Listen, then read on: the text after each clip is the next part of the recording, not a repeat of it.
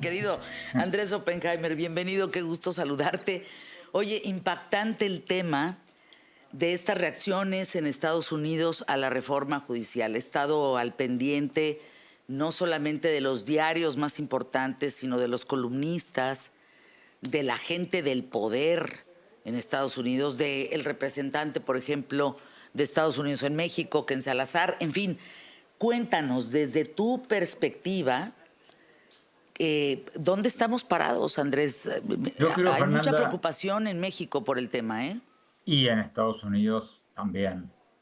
Como tú bien decías, estas críticas a la propuesta de sobrerepresentación y también a la reforma judicial que van de la mano, están subiendo de tono todos los días, Fernanda, y yo creo que van a seguir subiendo cada vez más. Fíjate que hoy el Washington Post, tú hablabas de las críticas en la prensa, le dedicó su principal editorial a México, ¿no? Diciendo que el Estado de Derecho en México está en peligro. Estados Unidos tiene razón Uy. al intervenir, cierro comillas. Ese es el titular del editorial del Washington Post. Y el Washington Post es un diario que en Estados Unidos es considerado como liberal, o sea, de centro izquierda. Imagínate lo que está diciendo Fox News y la prensa de derecha. Y se refiere el editorial, por supuesto, a lo que tú mencionabas recién, Fernanda, a las declaraciones del embajador de Estados Unidos en México, Ken Salazar, en el sentido de que Estados Unidos en Estados Unidos una creciente preocupación por la reforma judicial, que según dijo el embajador, puede constituir un riesgo importante para el funcionamiento de la democracia mexicana y que podría, agregó, dañar las relaciones comerciales entre Estados Unidos y México, los dos más importantes socios comerciales el uno del otro. El presidente López Obrador, como tú sabes, dijo que era una declaración desafortunada e imprudente, una falta de respeto a la soberanía mexicana, pero el mismo titular del editorial de Washington Post dice Estados Unidos tiene razón al intervenir. Y el razonamiento es el siguiente: si hay un acuerdo comercial entre los dos países, entre los tres países, si sumamos a Canadá, el Tratado de Libre Comercio, que por cierto va a ser renegociado muy pronto, según esta lógica, Estados Unidos tiene que proteger sus derechos a sus empresas y si va a haber un poder judicial totalmente sumiso al poder político de turno, bueno, entonces empresas extranjeras corren el riesgo de ser víctimas de decisiones gubernamentales caprichosas o perjudiciales o improcedentes. Y esto viene, Fernanda, después de que el banco JP Morgan, recuerdas, la semana pasada rebajó su calificación de México, después de que Fitch hizo una crítica parecida, después de que esta mañana eh, la relatora especial de la ONU para Derechos Humanos, Margaret Satterwhite, también dijo que politizar el poder judicial de México sería peligroso. Varios grupos de derechos humanos, como Human Rights Watch, han dicho lo mismo. Y tú te referías recién a columnistas individuales, además de los editoriales de los periódicos. Bueno, pocos días atrás, el Wall Street Journal publicó una columna de opinión de Mary O'Grady, y su título era Mexico flirts with dictatorship. México está flirteando con convertirse en una dictadura. Cierro comillas. O sea, durísimo, durísimo, durísimo. Mi análisis, Fernanda, es que esto, como te decía recién, va a subir de tono, sobre todo después de las elecciones de noviembre en Estados Unidos. Porque hasta ahora Estados Unidos, y lo hemos comentado contigo muchas veces, ha sido muy cauto en criticar a México. El propio embajador en Estados Unidos, en México, Ken Salazar, ha sido muy criticado por no haber criticado algunas cosas que ha hecho el gobierno mexicano en la prensa y en grupos opositores de México y críticos en Estados Unidos.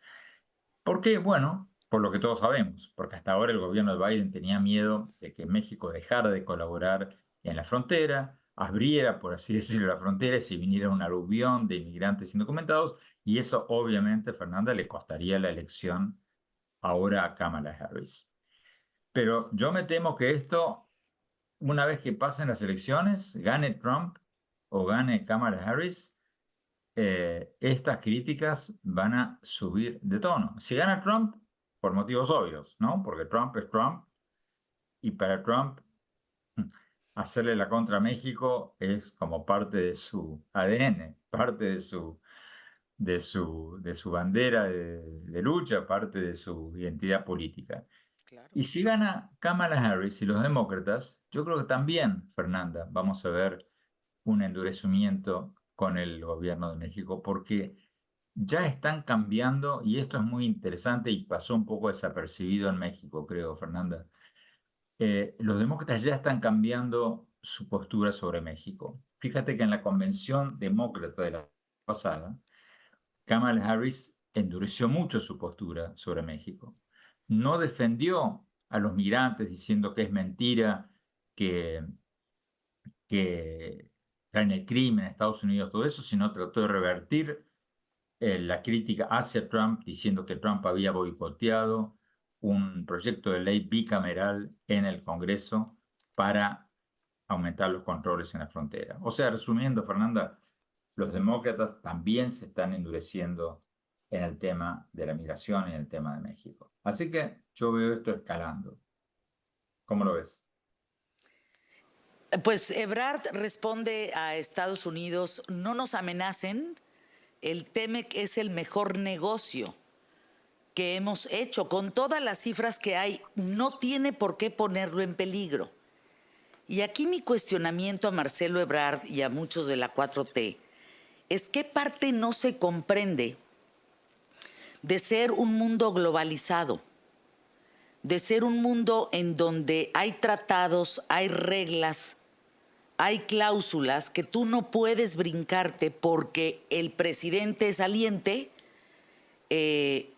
pone un tema de una reforma, porque él piensa que eso está bien. ¿En qué momento no se comprende que sí habría, sin duda alguna, pues consecuencias a este tema?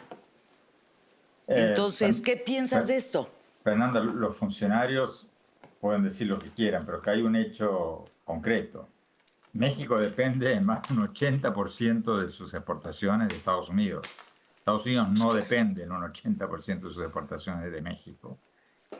Y si Estados Unidos, cuando haya que renegociar el TEMEC, dice, señores, nosotros estamos preocupados por la seguridad jurídica de nuestras empresas, necesitamos salvaguardas, va a tener que aceptarlo.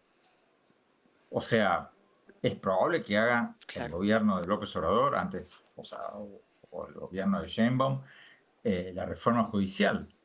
Pero yo dudo muchísimo que Estados Unidos renueve el TEMEC tal como está, sin agregarle mecanismos de salvaguarda que garanticen la seguridad jurídica de las empresas canadienses y estadounidenses en México.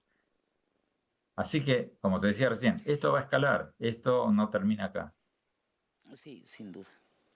Fíjate que hay un mensaje en X de la presidente electa Claudia Sheinbaum que dice, pues si en Estados Unidos escogen también los jueces estatales por voto. A ver, Bueno, no, no, no, Fernanda, no. eso no es Es muy así. importante entender, Eso no es así. ¿no?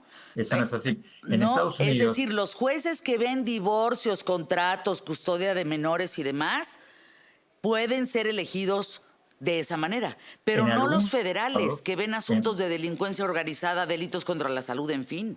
exactamente, exactamente. Los estados que permiten la elección popular de jueces, que no son todos, permiten elegir a los jueces, que aquí se llaman de circuito y de condado. O sea, Colonia Cuauhtémoc puede elegir sus jueces, pero los mexicanos no pueden, o sea, para hacer la extrapolación de Estados Unidos, elegir un juez federal, ni mucho menos un ministro de la Corte Suprema, ni ningún juez de apelaciones o una instancia superior. Estamos hablando de los jueces menores que hacen, o sea, tickets de tráfico y delitos menores. Esos jueces en algunos estados, en varios estados, sí son elegidos por el pueblo.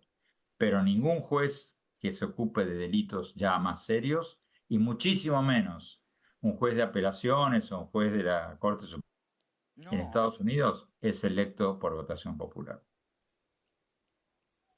Me parece muy importante esto porque sí hay que estar informados frente a la desinformación o no, o información no completa que por momentos la Cuarta Transformación da. A ver, los jueces estatales sí los escogen por voto, porque ven cuestiones de divorcio, ven custodia de menores, ven contratos, ven cosas muy simples. Cuando se trata de asuntos de interés nacional, delitos contra la salud, delincuencia organizada, entonces estás hablando que hay jueces federales que no se eligen por voto. Me parece muy importante, Andrés, mantenernos informados. Cada vez escucho a gente que dice no pasa nada con la reforma. No, sí pasa. La reforma judicial puede perjudicar importantemente a los ciudadanos mexicanos y salvaguardar a un coto de poder, a un grupo de poder en el poder para hacer lo que se les da la gana. Para que me entiendan, Andrés, y creo que lo entendemos tú y yo perfectamente, la reforma judicial beneficia al narcotráfico en México, beneficia al crimen organizado, beneficia a cualquiera de aquellos que no quieran ser detenidos y que el poder decida quién sí y quién no. Te mando un abrazo, mi querido Andrés, espero verte pronto, ya sea en México o por allá en Miami. Gracias, Fernando, hasta siempre. Hasta siempre, mi querido Andrés.